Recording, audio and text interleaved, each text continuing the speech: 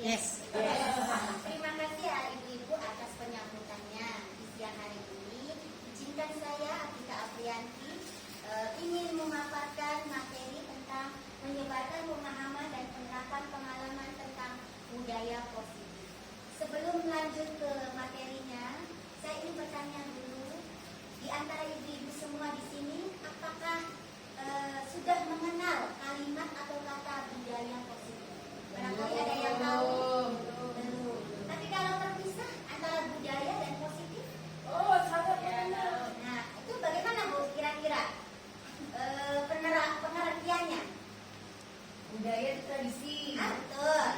Kalau positif itu kebaikan, baik. Terima kasih untuk penyampaian idenya. Betul. Budaya itu adalah kebiasaan yang dilakukan terus-menerus atau turun-temurun.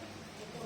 Walaupun bukan merupakan warisan, tapi karena kebiasaan itu dilakukan terus-menerus, maka akan ada di generasi berikutnya. Maka itu disebut budaya. Kalau untuk positifnya betul, perbuatan yang baik atau hal-hal yang baik yang ingin dilakukan begitu, maka disebut positif. Untuk itu langsung saja masuk ke materi berikutnya.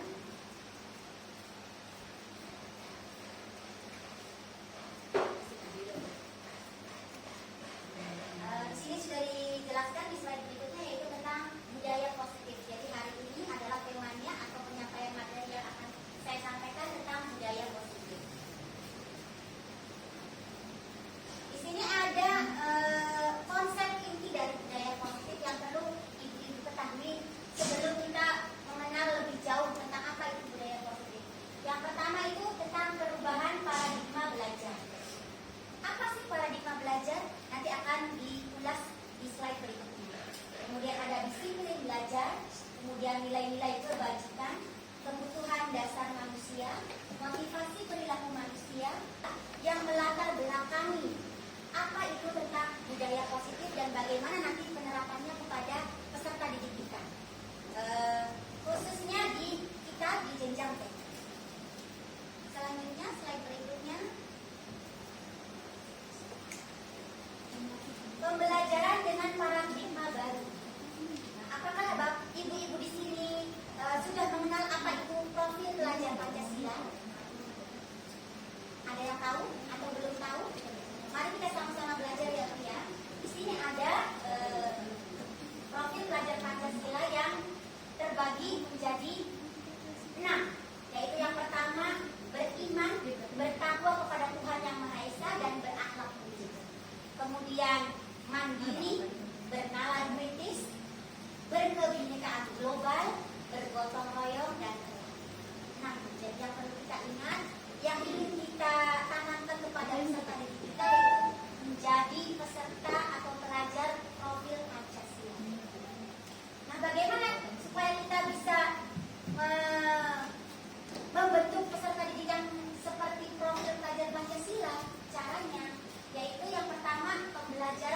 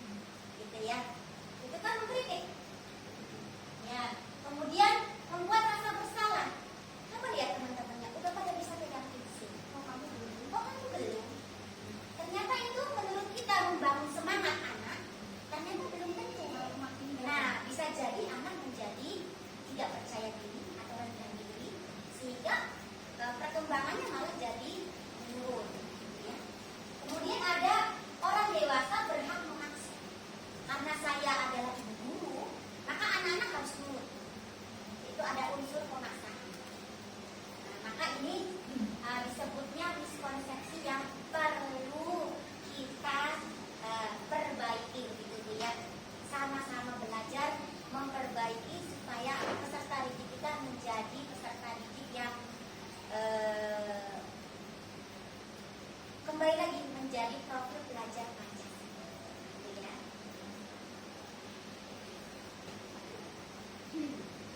Disiplin positif itu berasal dari kata, kalau diurai itu dari asal katanya disiplina, yang artinya belajar. Jadi anak-anak itu sedang belajar dengan cara disiplin, gitu ya. Disiplin mengacu pada disiplin diri yang memiliki tanggung jawab terhadap apa yang dilakukan berdasarkan nilai-nilai yang diyakini. Jadi ada nilai-nilai yang diyakini agar anak-anak itu mematuhi peraturan. Jadi tujuan awalnya itu. Jadi kalau kita ingin menerapkan disiplin yang positif, hindari penerapan dengan memberikan imbalan atau penghargaan, hindari dengan ancaman atau hukuman. Maksudnya bagaimana? Kan kita ingin menerapkan anak-anak ini menjadi anak-anak yang disiplin. Kalau kita dengan cara yang lemah lembut, baik-baik, belum tentu anak mau nurut. Itu Bu yang kalau di lapangan itu ya. Ternyata ada berbagai cara atau trik yang bisa diterapkan tergantung anaknya. Jadi ada yang dengan cara memberikan penghargaan. Ih sudah hebat, sudah pintar, dapat bintang 3 karena sudah melakukan dengan baik. Itu memberikan imbalan, reward. Tapi ketika nanti dia tidak dapat bintang, dia akan komplain. Aku kok tidak dapat bintang padahal aku sudah mengerjakan, sudah melakukan, misalnya seperti itu. Maka ternyata memberikan penghargaan itu juga belum sepenuhnya bisa menerapkan disiplin positif. Atau bahkan dengan ancaman. Awas ya, kalau tidak bisa, tidak selesai, tidak boleh pulang. Karena memang seperti itu Bu ya. Disiplin positif merupakan salah satu cara sama-sama mempunyai tujuan anak itu mampu dengan beberapa kemampuan yang ditarget. 1 bulan minimal sudah bisa memegang pensil. 2 bulan berikutnya minimal sudah bisa mengenal huruf. 2 bulan berikutnya mengenal angka, mengenal warna. Dan ketika udah 1 semester, di 6 bulan minimal itu semua sudah bisa mencakup. Ketika anak belum bisa, akhirnya yang dilakukan adalah apa? Ancaman atau hukuman. Tapi kalau di TK biasanya tidak ada Bu ya. Berdiri, pojok, nggak boleh ikutan ya. Tidak ada Bu ya. Tidak sampai seperti itu. Dan jangan ya Bu ya, jangan. Biasanya memang ada anak-anak yang sulit sekali untuk mau mengikuti peraturan gitu Bu ya. Memang maka dibutuhkan strategi begitu, bagaimana kita bisa menerapkan disiplin yang positif gitu ya. Kemudian sebagai pendidik, tujuan kita itu adalah menciptakan peserta didik yang memiliki disiplin diri, sehingga mereka dapat berperilaku yang mengacu pada nilai-nilai kebajikan universal, maksudnya kebajikan yang umum biasa dilakukan, dan memiliki motivasi intrinsik, itu motivasi dari dalam dirinya. Jadi mau melakukan atau mengikuti peraturan itu dari dalam dirinya, tidak harus disuruh begitu ya, sehingga perubahan perilakunya menjadi lebih baik. Itu harapan kita. Selanjutnya, apa sih dari tadi itu ada nilai-nilai kebajikan? Nilai-nilai kebajikan itu apa? Ternyata ada beberapa nilai-nilai kebajikan yang perlu kita ketahui. Antara lain, yaitu tadi supaya kita bisa menerapkan ke anak-anak itu kita berupaya mewujudkan profil pelajar Pancasila. Tadi apa Bu? Anda berbaca Bu? Beriman, bertakwa kepada Tuhan Yang Maha Esa dan berakhlak mulia. Kemudian berkebinekaan global, gotong royong, mandiri, kreatif dan berkala krisis. Kemudian jika kita sudah bisa menerapkan profil pelajar Pancasila kepada anak-anak ini, maka sikap murid itu akan muncul toleransinya, rasa hormatnya, integritasnya, mandiri, menghargai, antusias, empati kepada orang lain, keingintahuan, kemudian kreatif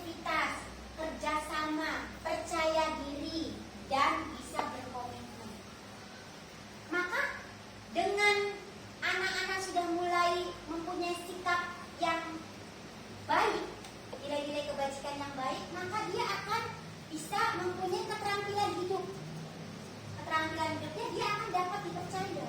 Karena tadi ada rasa hormat, ada empati, komitmen, maka dia akan dapat dipercaya. Lurus hati, menjadi pendengar yang aktif, tidak merendahkan orang lain, dan dapat memberikan yang terbaik dari diri. Dan dia akan berusaha. Itu jadi tingkatannya. Selanjutnya, ternyata dari semua anak-anak, sifat anak-anak itu didasari oleh kebutuhan dasar manusia. Tidak hanya anak-anak, termasuk kita. Ya, karena di sini disebutnya kebutuhan dasar manusia. Apa saja kebutuhan dasar manusia itu? Dari sini di pengertiannya yaitu kebutuhan dasar pada manusia merupakan unsur-unsur yang dibutuhkan oleh manusia dalam menjaga keseimbangan. Intinya atau kuncinya menjaga keseimbangan baik secara fisiologis maupun psikologis. Jadi dari tingkah lakunya dan dari batinnya, yang bertujuan untuk mempertahankan kehidupan dan kesehatan. Jadi itunya berusaha menjaga keseimbangan, Bu. Dari dalam hati kecil kita itu ada kebutuhan dasar manusia yang menjaga keseimbangan baik psikologis maupun fisiologis. Apa saja? Ternyata kebutuhan dasar manusia itu dibagi menjadi 5. Yang pertama itu bertahan hidup. Apa sih bertahan hidup itu? Kebutuhan apa? Makanan, pakaian, tempat tinggal, keamanan, kesehatan. Ini adalah kebutuhan primer, ya, pokok. Harus ini. Makanan yang cukup, pakaian yang layak, tempat tinggal yang layak, keamanan dan kesehatan. Jadi kalau kita kebutuhan ini kita sudah penuhi, maka tadi itu keseimbangan psikologis dan fisiologisnya jadi seimbang. Kalau kita makan cukup, tidak kekurangan seperti yang lain, tidak ada tuh marah-marah misalnya ya, karena makannya kurang, atau misalnya pakaian tidak sama dengan yang lain, begitu ya. Jadi psikologisnya jadi rendah diri misalnya, atau tidak percaya diri karena pakaian yang misalnya tidak sama begitu ya, atau kurang layak dengan yang lain. Begitu juga tempat tinggal, keamanan dan kesehatan. Selain bertahan hidup, ada lagi kebutuhan dasar manusia itu,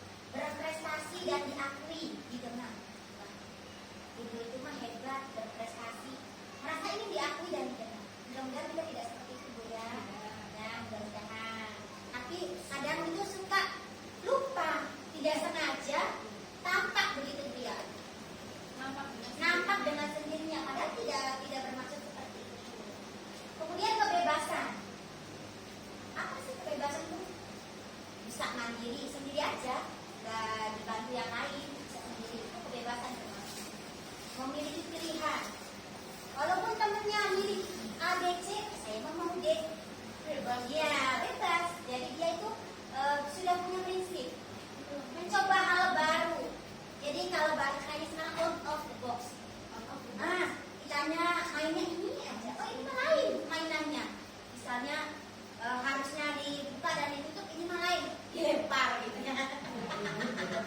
Ini mencoba hal yang baru. Nah, kemudian mampu mengendalikan arah dirinya, tapi kebebasan juga dia bisa mengendalikan arah keinginannya. Bebas, tapi bisa mengendalikan arah keinginannya. Senang, Bu. Nah, ini gitu banget nih.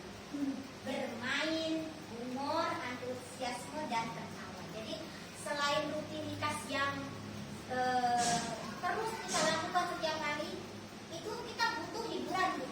Maka kita ketika berkumpul dengan teman-teman nih, lupa dengan kesibukan. Oh, administrasi yang banyak gitu. Kegiatan di rumah, cucian numpuk gitu ya, setrikaan banyak. Kita lupakan sejenak hanya untuk ini bisa tertawa, ya, berbagi keceriaan gitu dengan teman. Anak-anak juga sama, Bu. Siapa bilang anak-anak tidak punya beban di rumahnya? Kan ketika dia pulang di rumah itu udah banyak peraturan lagi tuh sama mamanya. Iya. Nah, mau ini kata mamanya ngaji jam segini. Les. Pulang les nanti misalnya ke harus makan atau ada ekstrakurikuler misalnya ya, ada karate katanya. Itu banyak. Maka dia ketika di sekolah ingin bebas tuh, Bu. Bahasa lainnya tuh ingin mencari jati diri. Maka 5 kebutuhan dasar ini manusia ini menjadi keseimbangan antara psikologis dan fisiologis kita. Jadi jangan sampai berat sebelah. Kalau inginnya humoris terus, nggak pernah serius, jadi kurang bagus juga. Serius terus, tanpa ada hiburannya, khawatir ya ketika tiba-tiba itu meledak begitu. Jangan sampai seperti itu, Bu ya.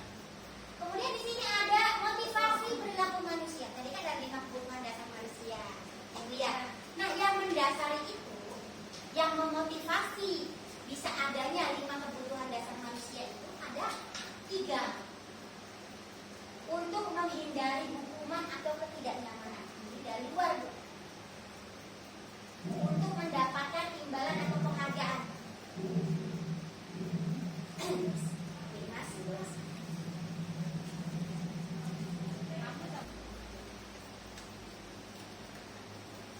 Jadi motivasi perilaku manusia itu ada 3.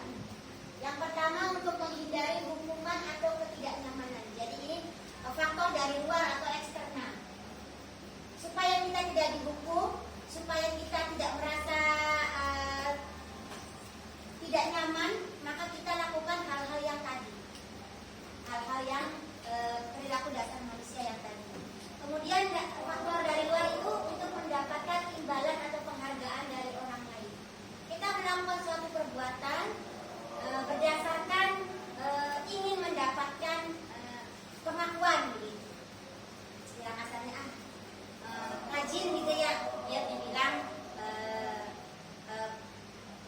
pandai bersih-bersih begitu. Bahasa lainnya. Padahal kan belum tentu juga ya, Bu ya. Cuman itu bisa menjadi motivasi. Salah satunya itu motivasinya karena ingin mendapatkan imbalan atau penghargaan dari orang lain. Seumpama seperti saya mengikuti pendidikan guru penggerak dengan harapan mendapatkan penghargaan dari orang lain misalnya. Ketika nanti saya lulus, harapannya ingin diangkat menjadi P3K. Amin. Amin. Ya, itu motivasi, Bu ya, motivasi perilaku manusia yang tidak bisa dipungkiri. Jadi sebenarnya mah ingin merubah diri sendiri dulu, kemudian tergerak ingin mengajak orang lain supaya bisa berubah bersama-sama. Adapun nanti penghargaan yang didapat adalah bonus. Gitu. Yang ketiga, motivasi yang mendasari perilaku manusia itu dari dalam diri sendiri, ingin menjadi orang yang diinginkan, bisa menghargai diri sendiri dengan nilai-nilai yang mereka percayai. Jadi ini maksudnya itu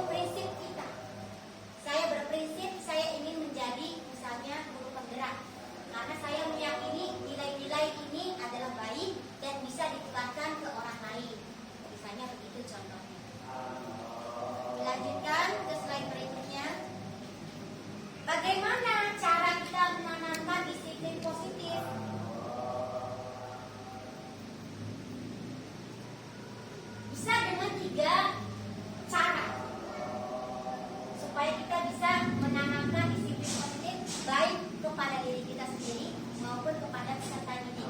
Misalnya yang pertama itu dengan cara hukuman. Yang pertama, kita melakukan kegiatan yang tidak terencana, tiba-tiba saja. Misalnya murid yang tidak tahu, kemudian atau tidak dilibatkan, bersifat satu arah, berupa hukuman fisik dan psikis.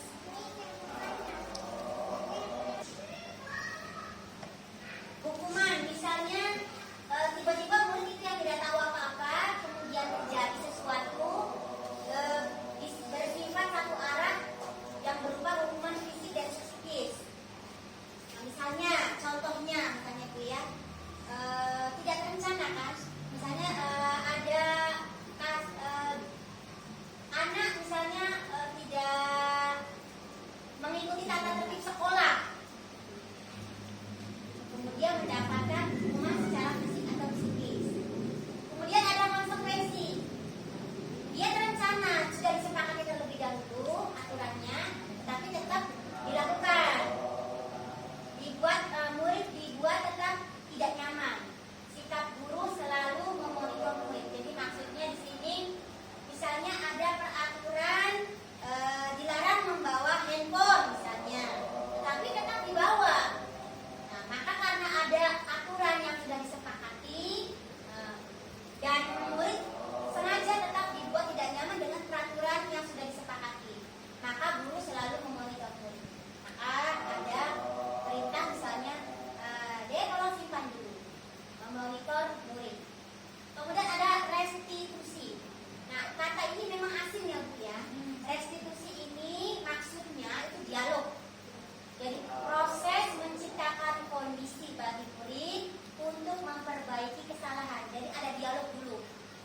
Tahu anak itu melakukan kesalahan atau kita melakukan kesalahan, maka diadakanlah dialog agar anak bisa memperbaiki kesalahan dengan cara proses kolaboratif atau terjadi dialog dengan dua orang. Misalnya kalau kejadiannya bertiga, maka ketiganya itu dipanggil.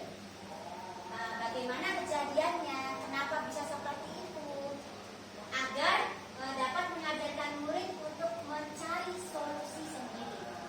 Jadi guru di sini sebagai peneman, menciptakan dialog, mencari duduk masalahnya, kemudian nanti ingin tahu solusi yang bagaimana supaya anak ini bisa menyelesaikan masalah yang sedang dihadapi. Nanti contoh kasusnya ada di slide berikutnya Bu. Ternyata kita di sekolah itu punya posisi kontrol. Ada 5 posisi kontrol yang biasa guru lakukan. Apa? Yang pertama, sebagai penghukum, pembuat rasa bersalah, sebagai teman, kemudian sebagai pemantau, dan sebagai manajer. Nah, dari kelima ini, manakah yang biasa kita posisikan diri kita kepada anak? Enggak, biasanya bagaimana Bu? Apakah saya ini sebagai penghukum? Iya, kita Salah satunya ada Terkadang ya, situasi dan penghukum. kondisi yang terjadi. Karena melihat situasi di kelas, Ya. maka mengharuskan kita memposisikan kita sebagai penghukum untuk menegakkan disiplin kepada anak.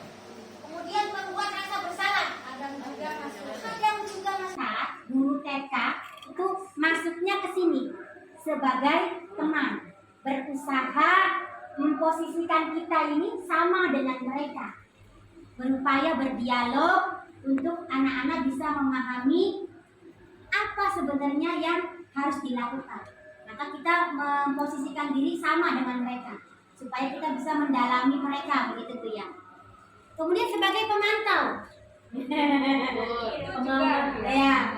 pemantau, pengamat. Nah, ternyata anak ini tuh gak bisa diam, sering bergerak sana kemari, Maka kita sebagai guru ini sering melihat dia, apa yang dia lakukan, apa yang nanti akan dia lakukan. Maka kita selalu memantau supaya tidak terjadi hal-hal yang tidak diinginkan. Dan yang terakhir, manajer Bu.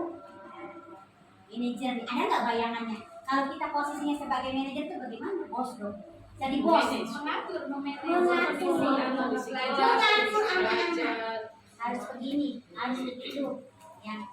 Nah, maka akan disampaikan nanti di slide berikutnya supaya ibu lebih memahami apa itu posisi kontrol guru. Apakah saya demikian? Bagus atau tidak kalau saya jadi seperti ini? Nah, ya Bu ya, mari kita lihat. Ini ada contoh penerapan dari 5 posisi kontrol guru yang tadi sudah dijabarkan. Ada kasusnya. Ada kasus yang pertama itu yang bisa kita ambil sebagai contoh. Murid tidak memakai sepatu warna hitam ketika upacara bendera. Ya, ketika upacara bendera. Nah, terus bagaimana ketika murid tidak pakai sepatu warna hitam? Karena biasanya ada tuh ya peraturan di sekolah harus memakai sepatu warna hitam ketika hari Senin. Karena hari Senin itu mau mengadakan upacara bendera. Maka posisi kita sebagai penghukum biasanya itu ada konsekuensi. Sudah tahu peraturannya harus pakai sepatu hitam, ternyata lupa. Entah itu orang tuanya atau anak-anaknya maksa ingin pakai warna lain. Aku suka pink, aku pink aja. Misalnya begitu. Maka guru posisinya sebagai penghukum. Ada nggak yang kayak gini? Ada. Kamu tidak pakai sepatu warna hitam, sana ke depan tiang bendera, hormat selama 10 menit. Tidak. Kayak ada nggak Bu? Hanya saja tidak. Biasanya mah penghukumnya bukan dengan cara seperti ini Bu ya. Mungkin ini ada di jenjang yang lain. Nggak boleh pulang. SMP atau SMP ya. Nggak boleh pulang. Misalnya kalau di SMP atau SMA keliling lapangan, gitu ya. Gitu ya. Itu dia sebagai penghukum Bu posisinya. Karena ingin berusaha menegakkan atau menerapkan disiplin yang positif supaya tidak dilakukan lagi di Senin berikutnya. Gitu. Ada efek jerah. Nah, kemudian pembuat merasa bersalah nih. Tadi kan ibu-ibu bingung nih, pembuat merasa bersalah itu yang bagaimana? Seumpama dari kasus ini anak tidak pakai sepatu warna hitam, si guru ini berbicara atau berdialog. Kamu sudah berapa kali ibu bilang kalau hari Senin pakai sepatu hitam? Kamu ini selalu mengecewakan kita. Pernah tidak ibu melakukan seperti itu? Misalnya mungkin dengan kasus yang lain atau bahasa yang mudahnya pernah ya? Pernah ya? Contohnya gini, misalnya ada anak yang suka ngomong tidak baik. Ya. Kita selalu kasih nasihat, misalnya anak itu nggak boleh, tidak Ya. boleh misalkan tidak Iya, baik. betul. Kemudian kan salah berapa menit apakah setelahnya Ulangi lagi. Maka kita harus secara refleks akan mengatakan begini ya Bu ya. Iya. Sudah berapa kali dikasih tahu jangan bicara yang tidak bagus, masih aja. Iya. Ibu jadi kecewa nih sama adik misalnya. Nah, ibu tidak suka. Iya. Maka itu membuat merasa anak membuat merasa bersalah ini tidak efektif di anak itu. Ya, maka harus gunakan yang lain misalnya yang ini.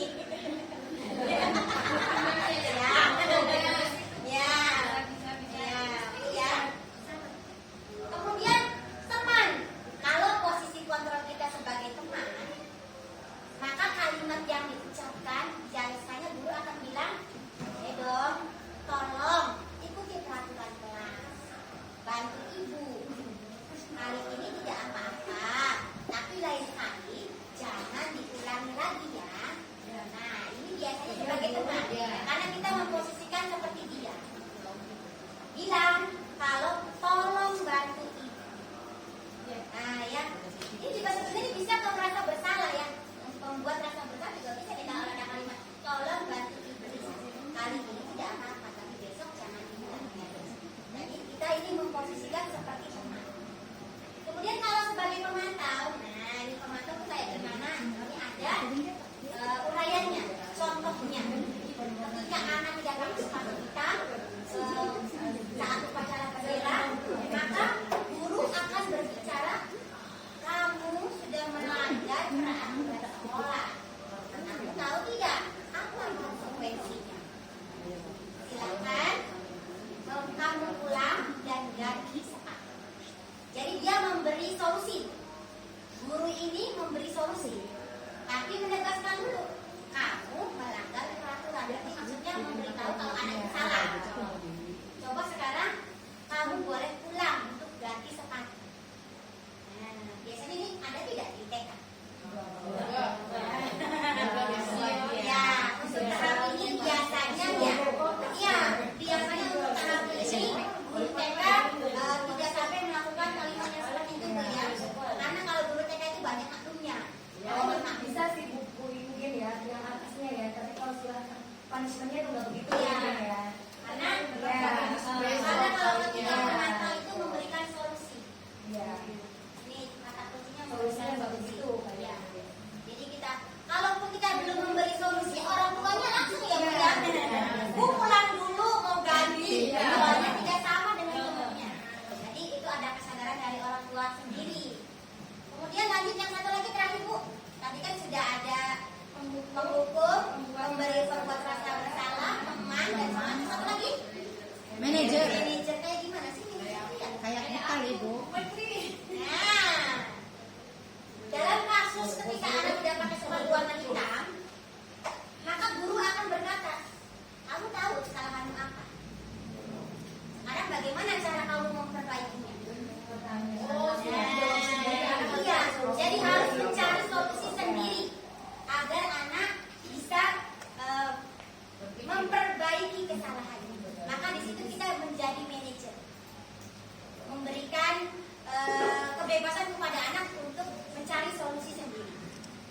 Nah, dari kelima posisi kontrol guru ini, di manakah kita biasanya teman ya, kalau guru TK biasanya memposisikan diri sebagai teman kepada peserta didik. Nah, bagaimana dengan sebagai posisi penghukum? Apakah tidak boleh?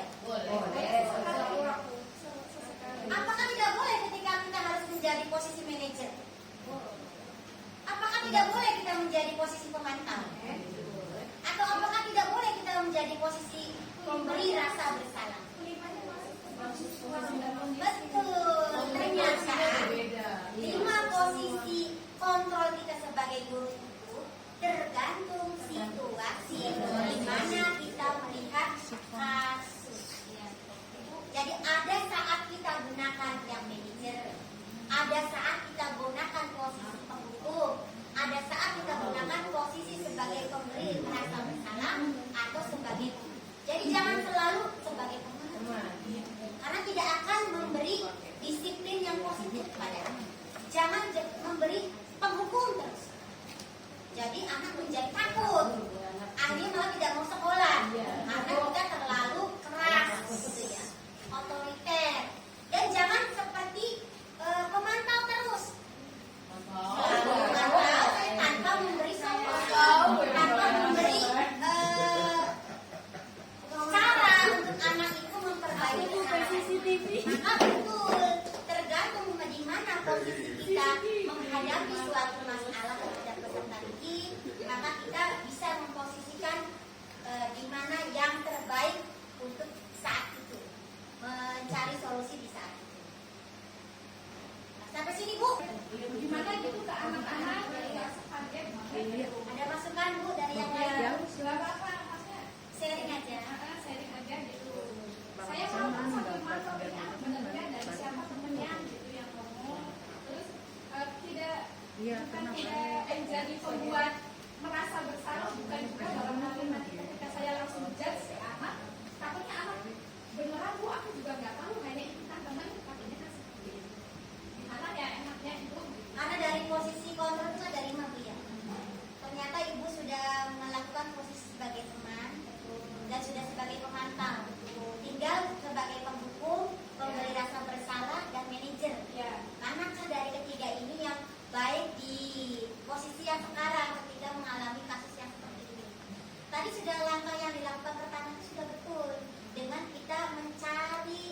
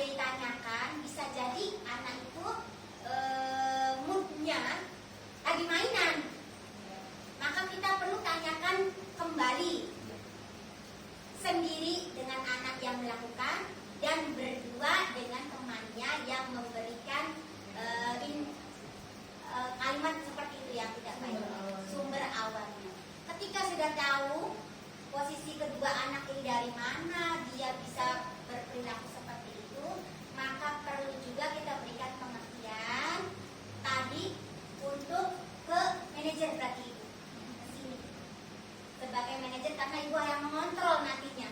Jangan sampai anak itu mengulangi lagi perbuatannya. Dan coba ibu tanyakan, kalau kakak berbicara seperti itu bagus atau tidak? Pantas atau tidak? Boleh tidak diulangi lagi? Ya. Kebetulan kami kan sepakat nih sama Miss Santi. Ketika kita menemukan anak-anak baik itu laki-laki ataupun perempuan yang mengatakan hal yang tidak sopan atau tidak baik, yang tidak pernah, ya insya Allah ibu semua juga tidak mengajarkan. Kami berdua itu ngobrolnya gini, oke lah misalnya ada laporan ibu si anak ini ngomongnya ternyata tidak baik, kami tanya dulu anaknya, kemudian kami berdua gitu biasa ngobrol bagaimana nih untuk menghandle anak-anak kami, tapi supaya maksudnya itu jangkauannya internal dulu, kami berdua sebagai guru tidak langsung ke yang lain, supaya apa, pengen tahu dulu penyebabnya dari apa. Kami berdua ini insya Allah tidak yang langsung anak ini ngomongnya begini loh, kan nggak mungkin, kita nggak tahu ada penyebab apa gitu ya. Makanya ini kami berdua juga ya insya Allah 5 posisi kontrol guru kami terapkan ya di dalam kelas untuk mengajarkan anak-anak menjadi lebih baik. Terima kasih atas umpan baliknya Bu ya. Studi kasusnya lumayan membawa pencerahan begitu ya. Ternyata hal-hal yang sepele itu bisa menjadi berdampak yang negatif ke depannya. Maka kita perlu sharing bersama rekan sejawat itu Bu ya. Baik dari lembaga sendiri maupun dari lembaga yang lain, barangkali pernah mengalaminya. Nah, di sini kita ada quiz Bu. Ya, quiz time. Jika ada kalimat seperti ini, kira-kira jawabannya apa? Ibu kecewa sekali dengan kamu. Posisi kontrol apakah aku? Kalau ada kalimat kecewa sekali dengan kamu, membuat rasa bersalah. Mari kita lihat jawabannya.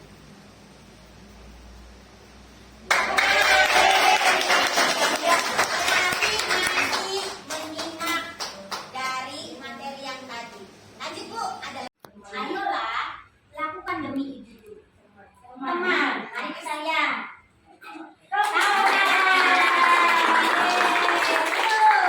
Tadi kita memposisikan seperti anak-anak.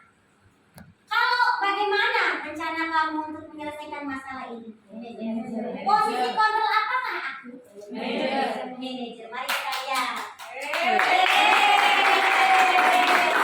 Terima kasih ya ibu-ibu sudah menyimak materi dari awal sampai slide yang sekarang. Ibu sudah sedikit memahami apa itu tentang motivasi kebutuhan dasar manusia, posisi kontrol guru di kelas, sehingga ibu bisa memahami bagaimana nanti ibu. Mana guru PAUD yang hebat? Ini guru PAUD yang hebat. Di mana? Di sini. Di mana? Di sini. Guru PAUD? Yes. Terima kasih. Lanjut Pak. Dari sini dulu. Ada yang kira-kira apa ya? Kok bisa beda gitu? Sama-sama di kelas tapi kok ada ini keyakinan, ada peraturan.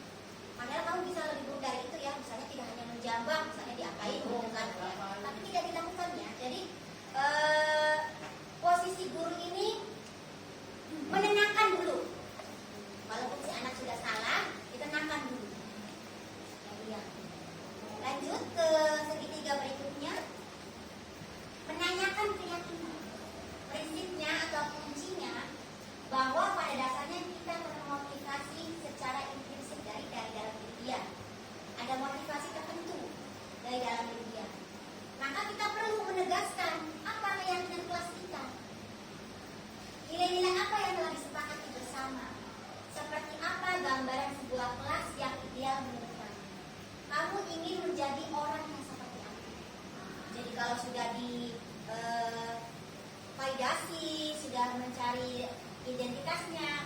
Yakinkan dulu. Kamu tahu tidak peraturan di kelas, keyakinan kelas? Tahu belum? Jadi bagaimana? Apa keyakinan kelas kita misalnya?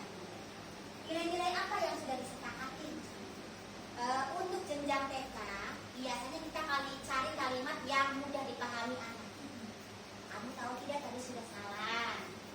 Padahal di kelas kan tidak boleh ya lari-lari misalnya atau memukul temannya. Maka kamu kalau seperti itu nanti ingin menjadi orang yang seperti apa? Orang yang pemalas. Bagus tidak nanti kamu? Misalnya gitu Bu ya, kalimat yang lebih mudah dipahami kita ada. Nah dari tadi keyakinan kelas itu maksudnya gimana sih? Ini ada contoh Bu yang bisa kita buat di kelas ya Bu ya. Menjaga kebersihan ruang kelas. Jadi ketika anak itu buang sampah, kamu tahu tidak? Sudah ada keyakinan kelas di gambar. Kan sudah disepakati jangan buang sampah sembarangan. Nanti kamu harus bagaimana? Nanti dia akan jawab, ya Bu, saya buang di tempat sampah. Nanti diambil sampahnya. Maka kita perlu ini ada gambar seperti ini Bu.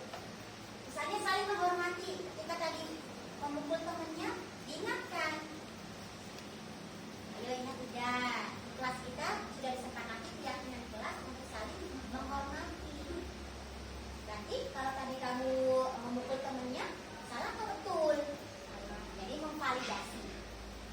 Hadir tepat waktu misalnya. Anak-anak TK ini biasa ini, ya, tidak bisa tepat waktu. Jadi dari 100% kehadiran anak-anak itu biasanya setengahnya itu karena tidak tepat waktu hadir. Misalnya ada saja yang telat 10 menit atau 15 menit. Nah ini perlu kita berikan keyakinan kelas. Kalau di sekolah itu harus hadir tepat. Berpakaian rapi. Jadi jangan banyak-banyak, cukup 4 aja. Nanti ibu boleh kembangkan. Misalnya kalau tadi ini menjaga kebersihan ruang kelas, misalnya ganti yang ininya apa Bu? Bisa ganti dengan merapikan alat bermain misalnya. Menyimpan kembali alat bermain atau alat makan misalnya.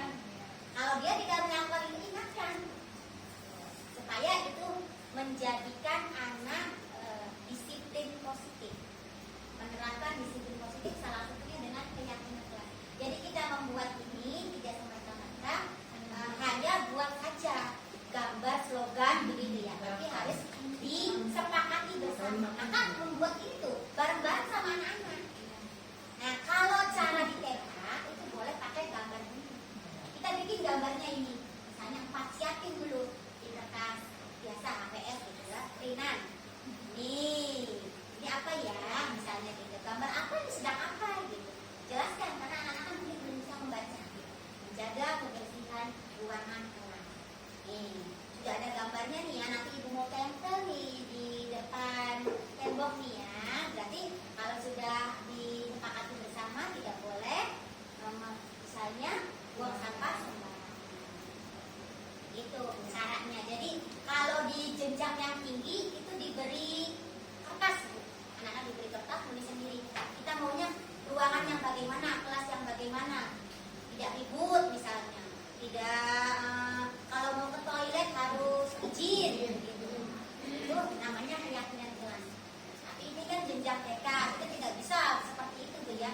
Hanya memberikan misalnya kalau kita membutuhkan 4 keyakinan kelas, maka kita sediakan 5 atau 6. Mana yang dipilih anak-anak yang disepakati bersama yang mana? Misalnya menyediakan 6, cukup 4 saja yang ditempel. Nah, ini efektif tidak? Misalnya selama 1 semester. Gitu. Nah, apakah masih ada yang melanggar? Jika masih ada yang melanggar, maka keyakinan kelas ini boleh kita tambah atau boleh kita ubah tingkatannya. Ya, kalau tadi menjaga kebersihan ruangan kelas, ini kan masih universal. Dikerucutkan lagi, menjaga kebersihan kelas dengan tidak membuang sampah. Gitu. Jadi langsung terperinci. Apa? Membuang sampah di tempat. Nah, kalau yang ini contoh disiplin positif. Iya.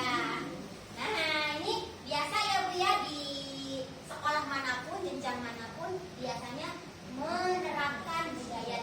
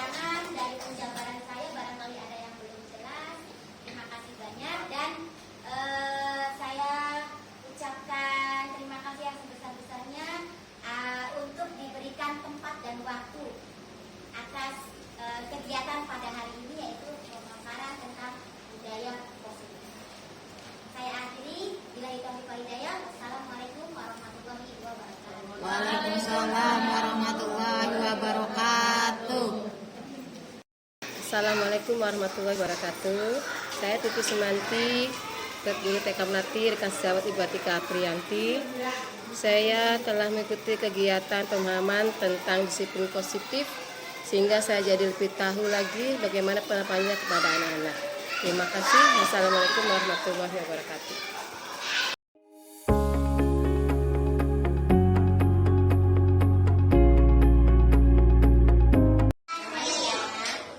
Apa itu gambarnya?